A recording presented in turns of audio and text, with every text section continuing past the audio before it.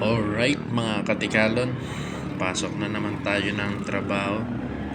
Yun o, medyo mainit pa. Alas 3 pa lang ng hapon mga katikalon.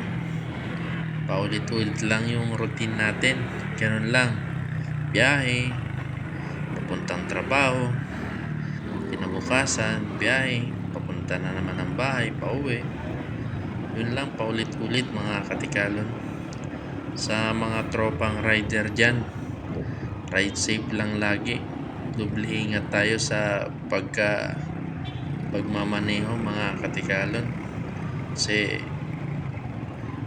medyo marami yung nadedisgrasya ngayon yung sa kalsada, mga nagmumotor dahil sa minsan gitgitan, hindi nagbibigayan.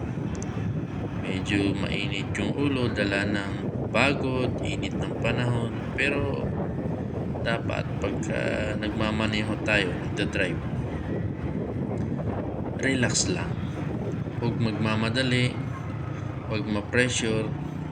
Isipin natin lagi mga katikalon, iisa lang yung buhay natin. Pagka nagkamali tayo, di na maulit yun. Kaya ingat lang lagi mga katikalon. Ayun o, alalay lang, chill lang, enjoy yung takbo para hindi ka ma-stress, hindi init yung ulo mo. Pagka may mga kamote dyan na sisingit sa'yo, kaya mo na, pagbigyan mo sila kasi hindi mo alam, minsan may hinahabol na oras o kaya may emergency sila, nagmamadali sila. Kaya huwag na makipag-gitgitan. Meron kasi iba dyan, konting git-git lang, maalma kagad. Hindi kailangan ganun. Relax lang tayo mga katikalo na yan. Napakasarap pagbiyahe ng chill lang.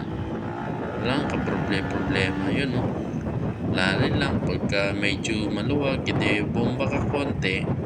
Pagka medyo masikip, ayun, alalay. Kasi minsan may biglang tumatawid, biglang may nagkukross.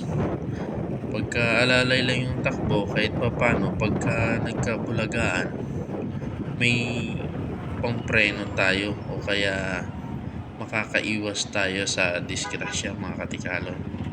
Gaya niyan, crossing, ang daming nagkukross, sumisingit, matawid. Pagka mabilis yung takbo mo dyan, nako, aabutin mo talaga yan. Pero pagka takbong pugi lang tayo, kahit may bulagaman, kahit papano, makakaiwas tayo mga katikalon.